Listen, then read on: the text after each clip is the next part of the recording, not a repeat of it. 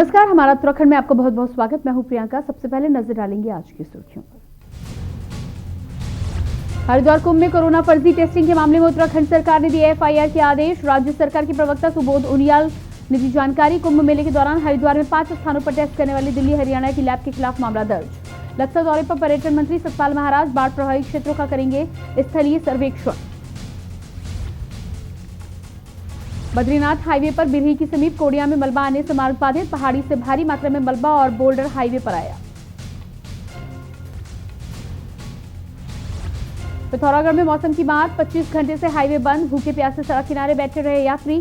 पहाड़ी से मलबा गिरने और भूस्खलन से राष्ट्रीय राजमार्ग समेत कई सड़कें बंद। पौड़ी जिले के द्वारीखाल में हादसा। दुर्घटना में 3 लोगों की मौत। ग्राम बड़े खाल के समीप अचानक वाहन दुर्घटनाग्रस्त होकर गहरे खड्डे में गिरा। देश में लगातार कोरोना के मामले कम होते जा रहे हैं। स्वास्थ्य मंत्रालय द्वारा जारी आंकड़ों के मुताबिक पिछले 24 घंटे में देश में आए 67,208 कोविड-19 के केस।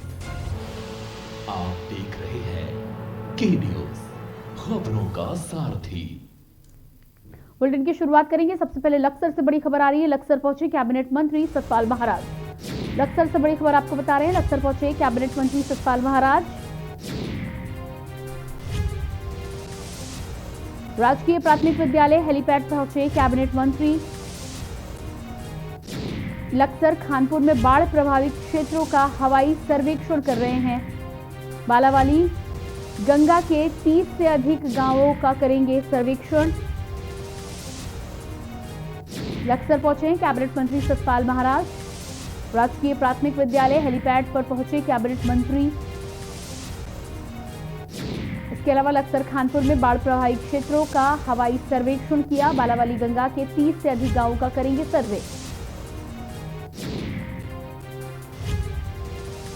तो आप तस्वीरें देख पा रहे हैं।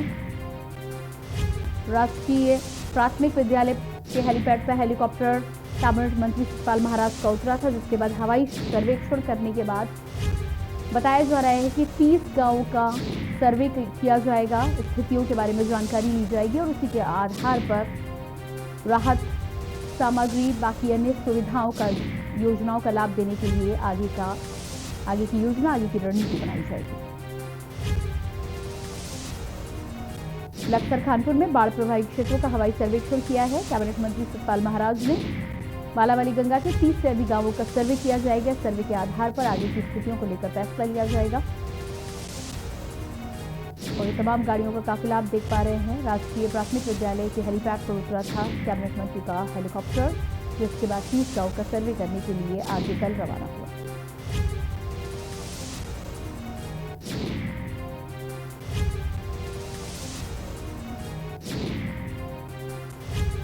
लक्सर से बड़ी खबर आपको लगातार बता रहे हैं।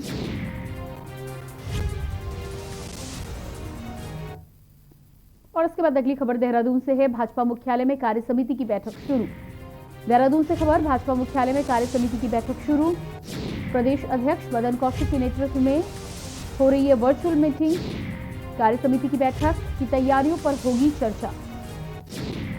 भाजपा मुख्यालय में कार्य समिति की बैठक की शुरुआत हो चुकी है। देहरादून से आपको बड़ी खबर बता रहे हैं। लगातार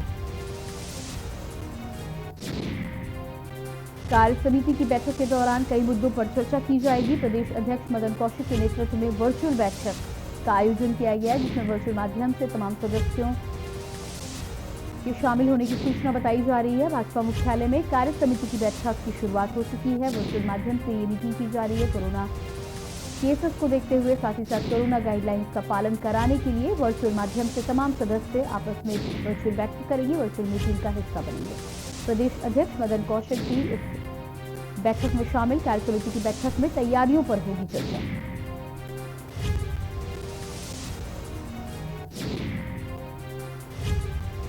देहरादून से आपको बड़ी खबर बता रहे हैं। भाजपा मुख्यालय में कार्य समिति की बैठक की शुरुआत हो चुकी है। वर्चुअल माध्यम से तमाम सदस्यों से कनेक्ट किया जा रहा है। तैयारियों को लेकर खास तौर से इस बैठक में चर्चा की जाएगी। प्रदेश अध्यक्ष मदन कौशिक भी इस बैठक में शामिल।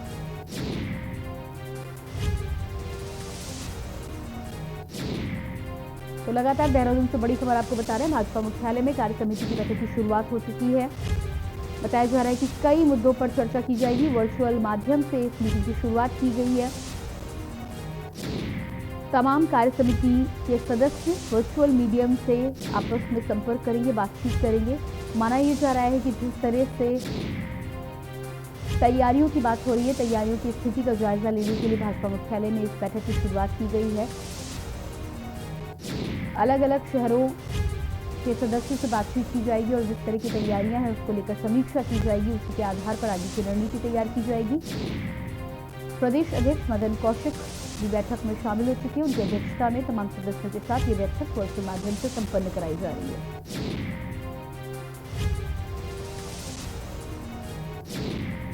अगले साल उत्तराखंड में चुनाव भी होने में, ऐसे में लगातार भाजपा भी लगी हुई है।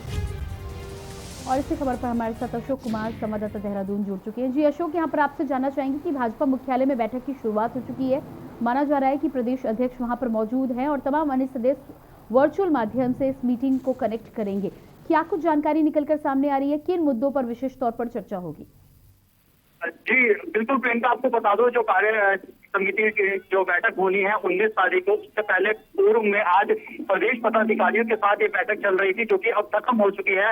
और जिसकी जानकारी देते हुए तो प्रदेश अध्यक्ष मदन कौशिक ने बताया है कि इस आगामी 19 तारीख को कार्य समिति की बैठक होनी है। इसको लेकर आज चर्चा की गई है और उस चर्चा जो अंतर्राष्ट्रीय दिवस जो 21 तारीख को मनाया जाएगा और जो आगामी 2022 को लेकर यहाँ आज के जो प्रदेश पदाधिकारियों के साथ चर्चा हुई है, क्योंकि आगामी 27, 28 और 29 में भी बैठक होने जा रही है। खुद संगठन महामंत्री BL संतोष और प्रदेश प्रभारी भीषण गौतम भी मौजूद होंगे, क्योंकि 2022 में जो चुनाव होनी है उसको लेकर के किस तरह से रणनीति बनाई जाए, पर तमाम प्रदेश महामंत्री मौजूद होंगे, कई वरिष्ठ नेता मौजूद होंगे और संगठन महामंत्री है, प्रदेश प्रभारी है, अलग अलग मंत्रियों के साथ बैठकर वार्तालाप करेंगे और विपक्ष के खिलाफ किस तरह से रणनीति बनाई जाए और 2022 में किस तरह से उसको लेकर एक रणनीति बनाई जाएगी।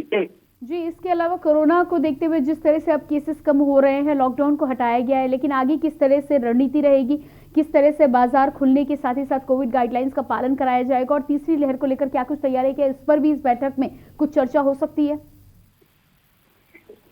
देखिए, अभी तक इस तरह से मौजूदा समय की अगर हम बात करते हैं तो मौजूदा समय में कोविड कर्फ्यू अभी भी जारी है, जिसको देखते हुए ये साफ तौर पर दिखाई देता है कि सरकार किसी भी तरह से डील नहीं देना चाहती। और मामले क्योंकि अगर हम मामलों की अगर हम बात करते हैं तो अभी भी प्रदेश में 2 जिले ऐसे हैं, देहरादून और हरिद्वार, ये 2 जिले ऐसे हैं जिसमें जो संक्रमण का ग्राफ है रोजाना 50 से ऊपर आ रहा है। तो इन जिलों की अगर बात करते हैं या फिर मौतों के आंकड़ों की अगर हम बात तो ध्यान में रखते हुए सरकार अभी किसी भी तरह की कोई डील नहीं देना चाहती।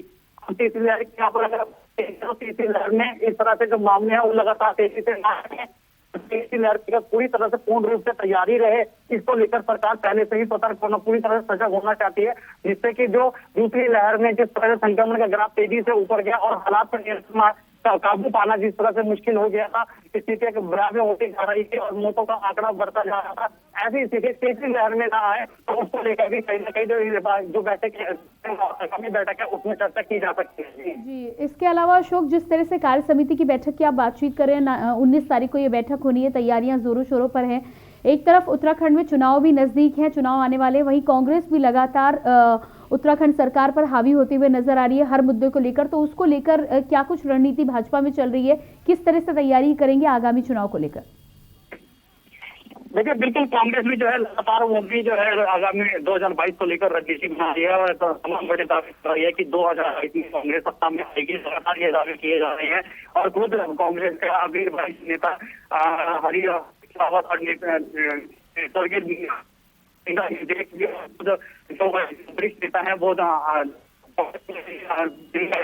मुलाकात हुई थी और मुख्यमंत्री को बात लगातार चलती आ रही है, उस पर चर्चा की गई थी। उसको लेकर के क्योंकि विपक्ष इस तरह से इस बार अगर हम बात करें तो विपक्ष में आम आदमी पार्टी भी लगातार जो है जनी से जुड़े मुद्दे उठा रही है, लगातार जो है सत्ता में आने के लिए अपना सत्ता में काबिज होने के लिए पूरी तरह से लगातार प्रयास कर रही है और सरकार को घेरने के लिए पूरी तरह से हमलावर है, क्योंकि इस बार जो है भाजपा के सामने आम आदमी पार्टी भी जो है, तो उसको लेकर भी कहीं ना कहीं सरकार को जो है इस समय आगामी सत्ता 2022 में वापसी करने के लिए रणनीति बनानी होगी।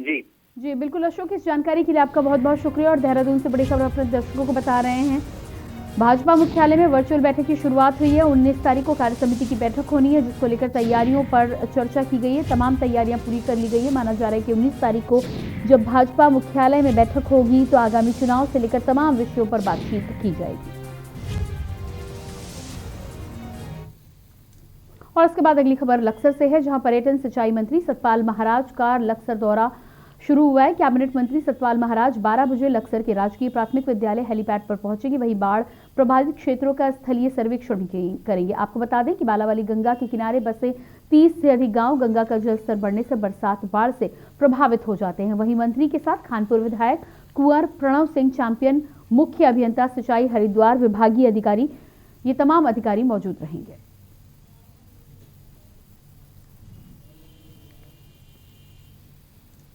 और इसके बाद एक बार फिर से बात करते हैं लक्सर की, जहां मानसून के आगमन की ओर बाढ़ के खतरे को देखते हुए प्रशासन ने कमर कस ली है। लक्सर और खानपुर क्षेत्रों में गंगा नदी के आसपास बसे करीब 40 गांवों को बाढ़ से बचाने के लिए प्रशासन ने लक्सर तहसील मुख्यालय पर राजस्व सहित कई विभाग के कर्मचारियों की बैठक की है। बैठक में एसडीएम शैलेंद्र सिंह नेगी ने कर्मचारियों को सभी बाढ़ संभावित क्षेत्रों का सर्वे करने के साथ ही ग्रामीणों से बाढ़ से संबंधित जानकारियां लेने के भी निर्देश दिए हैं, जिसका हमारे संवाददाता राम गोपाल ने जायजा लिया। आपको दिखाते हैं एक रिपोर्ट। इस समय और 15 जून से आगे 3 माह के लिए मानसून काल को देखते हुए हम व्यवस्था कर रहे हैं और इसमें कमिश्नर सर ने और डीएम सर ने जो निर्देश दिए हैं बैठक में, उनको ही इम्प्लीमेंट करने के लिए हम यहाँ पर इस समय अपने राजस्व विभाग के कर्मचारी अधिकारियों के साथ बैठक कर रहे हैं।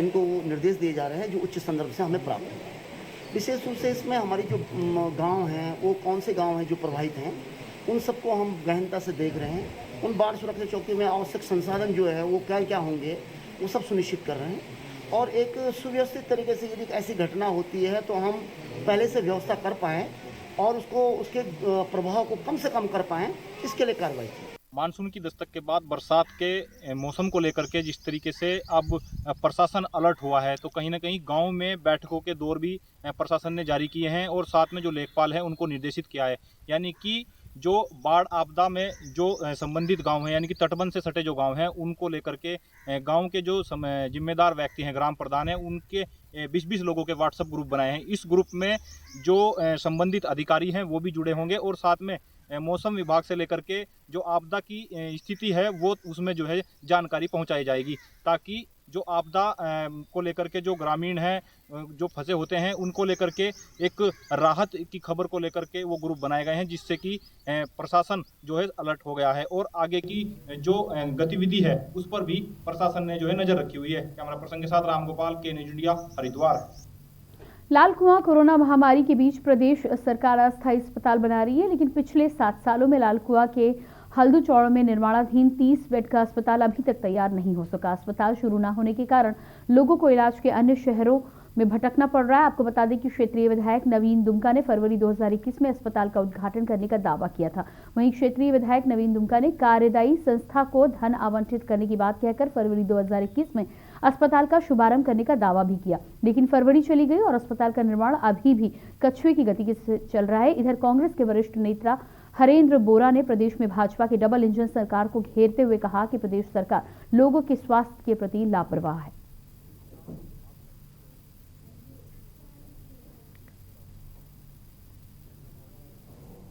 कांग्रेस शासन में जो लाल कुआं विधानसभा के हल्दूचौड़ में एक अस्पताल का निर्माण कार्य हुआ है, निर्माण कार्य अधूरा है, मतलब कांग्रेस ने उसमें पैसा दिया और उसमें कांग्रेस के शासनकाल में बहुत सारे कार्य वहाँ पर हुए, लेकिन जब से भारतीय जनता पार्टी की सरकार आई है तब से वहाँ पर कार्य ठप पड़ा है। बहुत ही मंद गति से वहाँ काम हो रहा है और जो है उसमें अभी लोगों ने जो है हमारे जो माननीय विधायक जी हैं लाल कुआं के उनके पास भी लोग गए थे, तो उन्होंने ये कहा था कि उसमें ठीक कार्यदारी जो संस्था है उस पर जो है मुख्यमंत्री। और अब खबर बाजपुर से है, जहां सूबे के 2 दिग्गज कैबिनेट मंत्रियों के बावजूद भी ग्राम सरकार को जाने वाले मार्ग का रास्ता खस्ता है, जिसकी कोई सुध लेने वाला नहीं है। विधानसभा बाजपुर क्षेत्र के गांव सरकरा में गड्ढों में तब्दील सड़कों से बच्चों की पढ़ाई और आवागमन में भी बाधा उत्पन्न हो रही है। लिहाजा परेशान ग्रामीण सरकार के खिलाफ विरोध प्रदर्शन कर रहे हैं, लेकिन कोई सुनने को तैयार नहीं। 25 साल पहले बनी सड़क बदहाल सड़क की बदहाली को लेकर स्थानीय लोगों में रोष व्याप्त है।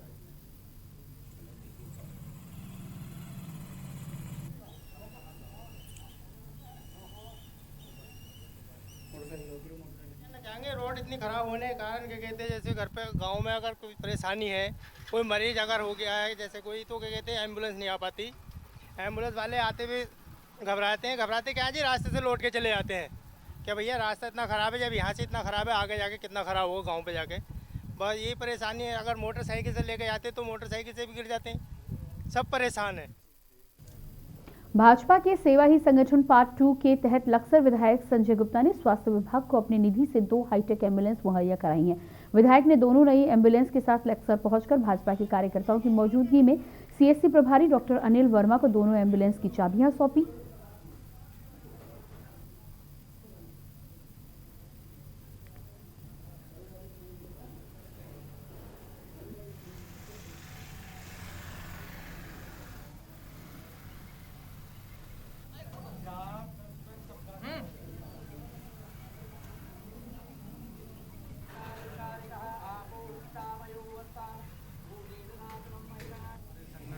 सरकार की तरफ से सेवा ही संगठन पार्ट 2 चल रहा है। उसके अंतर्गत ये 2 एम्बुलेंस मैंने अपने लक्सर क्षेत्र की महान जनता के जीवन की रक्षा के लिए मंगाई है, क्योंकि लक्सर की महान जनता के द्वारा ही मैं यहाँ का विधायक बना था और उनकी रक्षा, जीवन की रक्षा का दायित्व मेरे ऊपर है।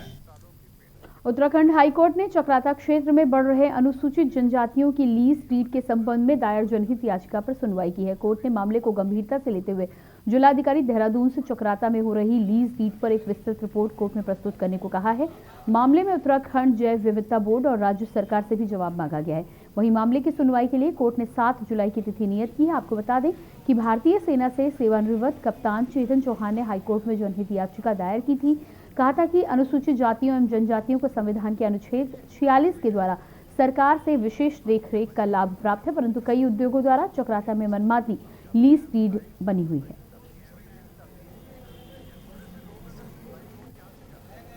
कैप्टन चेतन चौहान जो हैं वो रिटायर हुए हैं इंडियन आर्मी से और जौनसार बाबर क्षेत्र में ही रहते हैं, चक्राता में ही रहते हैं। उनके द्वारा यह जनहित याचिका दाखिल करके माननीय उच्च न्यायालय की खंडपीठ को यह अवगत कराया गया कि कई सारे जो अनुसूचित जाति और जनजातियां हैं चक्राता क्षेत्र में, शेड्यूल्ड कास्ट और शेड्यूल्ड ट्राइब लोग, उनके ऊपर तो जमीन बेचने पर तो पाबंदी है, लेकिन कई जो है उद्योगपति भी और अन्य लोग भी क्या कर रहे हैं, सरकार की अनदेखी की वजह से वो उन क्षेत्रों में आ रहे हैं। इस मामले को हमने माननीय उच्च न्यायालय के समक्ष रखा और इसको बहुत गंभीरता से लेते हुए माननीय उच्च न्यायालय ने जिला अधिकारी देहरादून से एक रिपोर्ट तलब करी है कि वह बताएं कि किस तरीके से ये लीज डीड्स चक्राता क्षेत्र में हो रही हैं, क्या ये कानून के मुताबिक हो रही है और अगर यह कानून के मुताबिक नहीं हो रही है तो क्या कार्रवाई जिला स्तर से इनके ऊपर करी जानी है। और मामले की अगली सुनवाई 7 जुलाई 2021 को नियत की है। और अगली खबर काशीपुर से है, जहां आम आदमी पार्टी ने नगर निगम काशीपुर के खिलाफ मोर्चा खोला है। नगर निगम के एक बड़े घोटाले का पर्दाफाश करते हुए आम आदमी पार्टी ने आरोप लगाया है कि नगर निगम द्वारा ट्रंचिंग ग्राउंड के नाम पर करोड़ों रुपए के अवैध खनन का खेल खेला जा रहा है। गौरतलब है कि प्रस्ताव ट्रंचिंग ग्राउंड का और अनुमति खनन की मांगी जा रही है, जिसको लेकर अब आम आदमी पार्टी ने खुलकर इस मामले पर निगम के खिलाफ मोर्चा खोल दिया है। आपको बता दें कि काशीपुर नगर निगम द्वारा ट्रंचिंग ग्राउंड के लिए शासन से अनुमति मांगी गई, लेकिन जिस भूमि पर ट्रंचिंग ग्राउंड बनाने का प्रस्ताव बनाकर नगर निगम काशीपुर के मेयर ने शासन को प्रस्ताव भेजा, वास्तव में उस प्रस्ताव में शब्दों का ऐसा जाल बुना गया कि शासन भी इस जाल में फंस गया और शब्दों के खेल को नहीं समझ पाया और अनुमति दे दी, जबकि वास्तविकता कूड़े के खेल में नोटों का खेल करना है।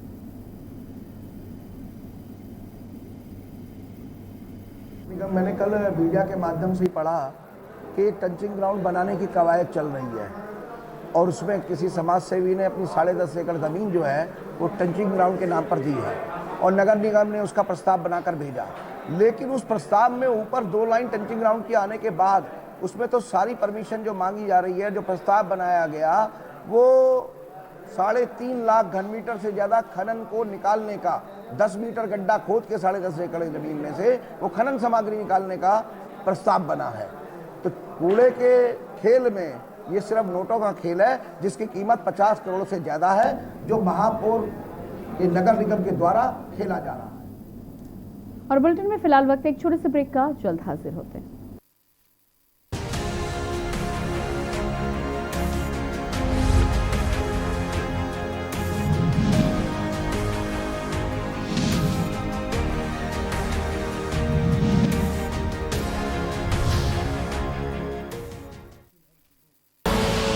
आप देख रहे हैं के न्यूज, खबरों का सारथी। जुबान के लिए उड़ चला गैरों की ज़मीं पर, खुशबू अपने पन की ढूंढता। दूर कितना भी जा, इस जुबान से दूर ना जा पाओगे। विमल, बोलो जुबान केसरी। आप देख रहे हैं के न्यूज, खबरों का सारथी।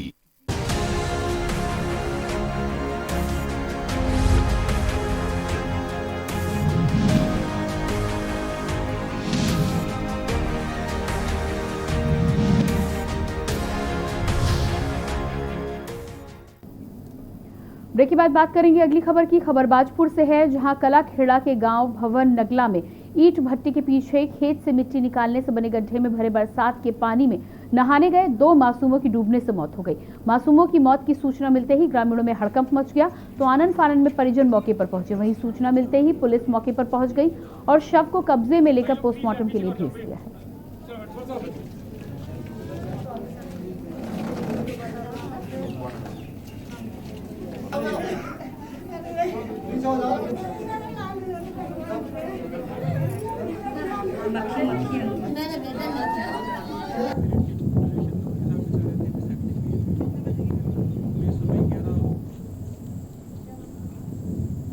दो बच्चे हैं जो यहाँ एक ईंट भट्टे के पास तालाब बना हुआ है, वहाँ पर डूबने से उनकी मौत हो गई है। तो सूचना पर हम लोग यहाँ आए हैं। यहाँ टोटल 5 बच्चे पहले तालाब में नहाने गए थे, उसमें से 2 बच्चे वहीं डूब गए, जो ज़्यादा गहराई में चले गए। उनके डूबने के बाद बाकी 3 बच्चों ने गाँव वालों को आकर सूचना दी, फिर इन 3 बच्चों को गाँव वालों ने ही निकाला है। 2 बच्चों की। और अगली खबर लक्सर से है, जहां युवक ने प्रेमिका को बताए बिना दूसरी जगह शादी कर ली। जानकारी मिलने पर प्रेमिका युवक के घर पहुंची और उसी युवक से विवाह करने के लिए जिद पकड़ ली। शादी न होने तक उसने अन्य जल त्यागने की घोषणा की है। वहीं सूचना पर पहुंची पुलिस ने युवती को अपने साथ कोतवाली लेकर आई और बताया है कि बहादुराबाद से युवती के परिजनों को बुलाया गया है। युवती को उनके सुपुर्द किया जाएगा। युवती चाहे तो बहादुराबाद में युवक के खिलाफ मुकदमा दर्ज करा सकती है।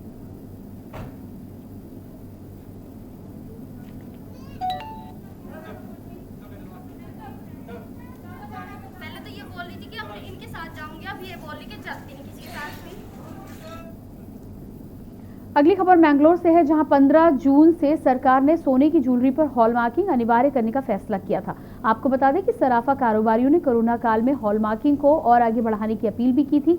हॉलमार्किंग अनिवार्य होने से सोना खरीदते समय उसकी शुद्धता को लेकर संदेह नहीं रह जाएगा, पर अभी तक ज्वेलरी पर हॉलमार्किंग स्वैच्छिक थी। हॉलमार्किंग अनिवार्य होने से ग्राहकों के साथ धोखाधड़ी की आशंका भी नहीं रह जाएगी। वहीं ज्वेलरी का कारोबार करने वाले व्यापारियों ने बताया कि अब चाह कर भी ग्राहक को ज्वेलर धोखा नहीं दे सकता।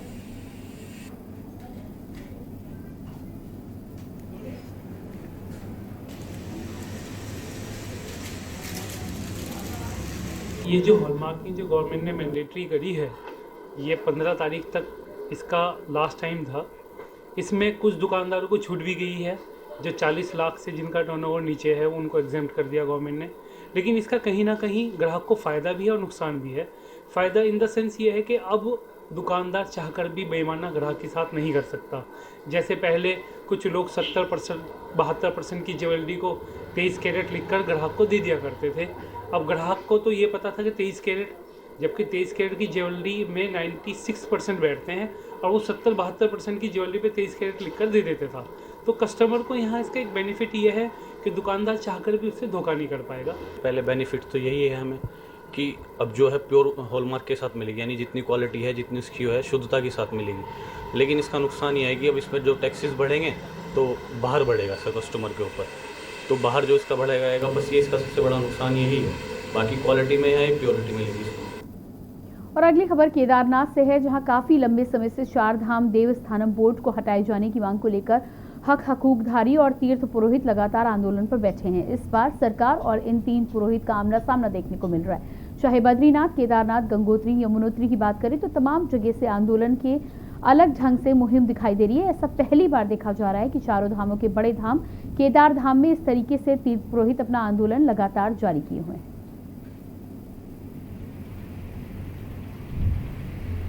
शिवाय जय श्री केदारनाथ। केदारनाथ से तीर्थ पुरोहित आचार्य संतोष त्रिवेदी देवस्थानम बोर्ड के विरोध में 7 दिवसीय शीर्षासन यहाँ पे हो रहा है और ये देवस्थानम बोर्ड के विरोध में जो ये शीर्षासन है इसका ये तीसरा दिन है। मैं उत्तराखंड सरकार से निवेदन करूंगा जल्दी से जल्दी ये देवस्थानम बोर्ड भंग किया जाए, अन्यथा नहीं तो सारे चारों धामों के तीर्थ पुरोहितों को एक उग्र आंदोलन से बाध्य होना पड़ेगा, जिसकी जिम्मेदारी शासन प्रशासन की होगी। ओम नमः शिवाय, जय केदारनाथ। शिवाय, जय श्री केदारनाथ। केदारनाथ से नाथ की तस्वीरें हैं जहां पर तमाम पुरोहित पुजारी आंदोलन कर रहे हैं। 7 दिवसीय शीर्ष आसन का भी यहां पर आंदोलन रखा गया है। जिस तरह से लगातार तमाम पुरोहित देवस्थानम बोर्ड को रद्द करने की मांग कर रहे हैं। देवस्थानम बोर्ड के तहत सरकारों का इन चारों धामों पर फैसले को लेकर आधिपत्य हो जाएगा, ऐसे में तमाम पुजारियों का कहना है, तमाम पुरोहितों का कहना है कि जितने समय से लंबी ये परंपरा चली आ रही है, ऐसे में सरकारों को ज़्यादा हस्तक्षेप करने की आवश्यकता नहीं है। उसको लेकर लगातार आंदोलनरत हैं। साथ ही साथ उन्होंने ये भी कहा है कि यदि सरकारें इनकी मांग नहीं मानती है तो उग्र रूप में भी आंदोलन किया जाएगा। आगे आने वाले समय में शीर्षासन तीर्थ पुरोहितों का आंदोलन जारी है। 7 दिवसीय शीर्षासन को लेकर यह आंदोलन रखा गया है। तमाम पुरोहितों का आप देख सकते हैं लगातार ध्यान की मुद्रा में आंदोलनरत हैं और ये आंदोलन लंबे समय तक चलने की उम्मीद जताई जा रही है। लगातार उत्तराखंड में जिस तरह से देवस्थानम बोर्ड के गठन के बाद तमाम पुरोहितों की प्रतिक्रिया आई थी, उन्होंने रोष व्यक्त किया था। उनका मानना है कि देवस्थानम बोर्ड के तहत चारों धामों को लेकर जो नियम कानून होते हैं उस पर सरकार का आधिपत्य ज़्यादा हो जाएगा, सरकार के आधार पर ही फैसले लिए जाएंगे, जबकि तमाम चारों धामों के साथ ही साथ मंदिरों की अपनी एक परंपरा है, उसके आधार पर ही फैसले लिए जाते हैं। ऐसे में आगे क्या कुछ यहाँ पर निकलकर सामने आएगा और क्यों ये पुरोहितों की मांग लगातार बनी हुई है देवस्थानम बोर्ड को रद्द करने को लेकर, हमारे साथ संवाददाता विशेष ब्यूरो देहरादून से राजेश वर्मा जुड़े हुए हैं, उनसे बातचीत करेंगे। जी राजेश जी, यहाँ पर आपसे जानना चाहेंगे कि देवस्थानम बोर्ड को लेकर लगातार लंबे समय से जो मांग उठ रही है कि इसको रद्द किया जाए, अब पुरोहितों और पुजारियों ने इसको लेकर आंदोलन की शुरुआत कर दी है। माना जा रहा है कि 7 दिवसीय शीर्षासन आंदोलन की शुरुआत की है और आगे यदि मांगे नहीं मानी गई तो आंदोलन को और उग्र भी किया जा सकता है। क्या कहना है पुरोहितों का, क्यों रद्द कराना चाहते हैं देवस्थानम बोर्ड को? बिल्कुल प्रियंका, मैं बता दूं कि तरीके से लगातार आंदोलन जो है वो खास तौर पर धाम में देखने को मिल रहा है। चाहे धामों में बात करें बद्रीनाथ जी की, केदारनाथ जी की और साथ में गंगोत्री यमुनोत्री के तमाम जो पूजधारी है और साथ में पुरोहित जो है वो आंदोलन जो है वो सरकार के सामने आमने सामने हो चुका है और सरकार के सामने एक बड़ी चुनौती जो है वो कहीं न कहीं बन चुकी है देवस्थानम बोर्ड को रद्द करने के लिए। और ये काफी लंबे समय से ये इस बोर्ड की को भंग करने की मांग जो है यहाँ के पुरोहित उठा रहे हैं। और जो तस्वीरें हम दिखा रहे हैं ये तो केदारनाथ धाम की है, तीर्थ पुरोहित जो है लगातार आंदोलन कर रहे हैं और अपने 7 दिन के लिए शासन करके जो सरकार को चेताया है कि अगर जल्द से जल्द अगर देवस्थानम बोर्ड भंग नहीं किया जाता तो जो ये आंदोलन है ये और ज्यादा उग्र होगा। तो ये एक बड़ा चिंता का विषय है और सरकार के सामने भी एक बड़ी चुनौती है कि जो तीर्थ पुरोहित है उनको भी मनाना है और किस तरीके से आगे का जो डेवलपमेंट है, क्योंकि देवस्थानम बोर्ड बनने की वजह से काफी जो डेवलपमेंट की बात कही जा रही है सरकार की तरफ से कि उसको उसमें बड़ा जो है एक बूटी की तरीके से ये देवस्थानम बोर्ड का। राजेश जी, इस जानकारी के लिए आपको बहुत बहुत शुक्रिया। और लगातार केदारनाथ के तमाम पुरोहितों के द्वारा देवस्थानम बोर्ड को रद्द करने की मांग लंबे समय से चली आ रही है, उसी को लेकर यह आंदोलन जारी है।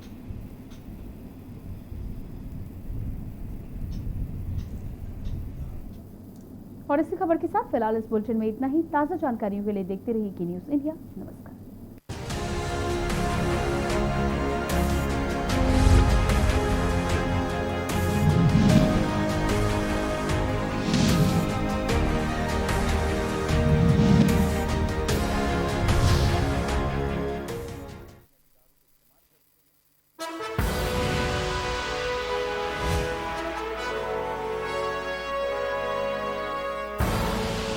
आप देख रहे हैं के न्यूज़, खबरों का सारथी। पर ये दिल है कि चख चारों का नूर और दूर कितना भी जाओ, इस जुबान से दूर ना जा पाओगे। विमल, बोलो जुबान केसरी।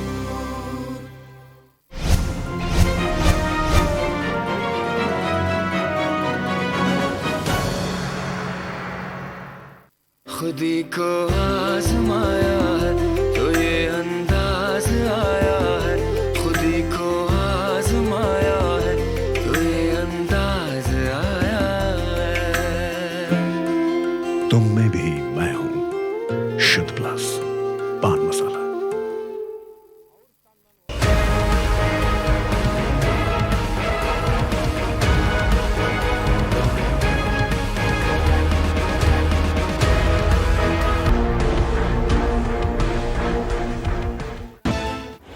जब आपकी सोच को अंधेरा घेर लेता है और सिस्टम भी मुंह फेर लेता है, जब वादों की परतें खुलने लगती हैं और हारी उम्मीदों का ऊंचा ढेर लगता है, जब सड़क पर एड़ी की रगड़ देखकर अब तक जो भी हुआ सब बेअसर लगता है, तब चिंतन से डगर होगी आसान, मंथन से निकलेगा समाधान। मंथन।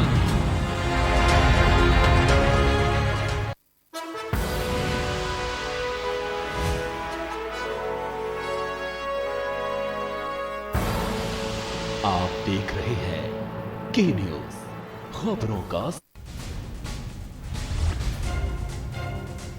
उत्तर प्रदेश में टीकाकरण महाअभियान का ट्रायल आज से शुरू। गांव में 3 दिन तक चलेगा जागरूकता अभियान। जुलाई से रोज 10 लाख लोगों के टीकाकरण का लक्ष्य। यूपी में बढ़ेगी रार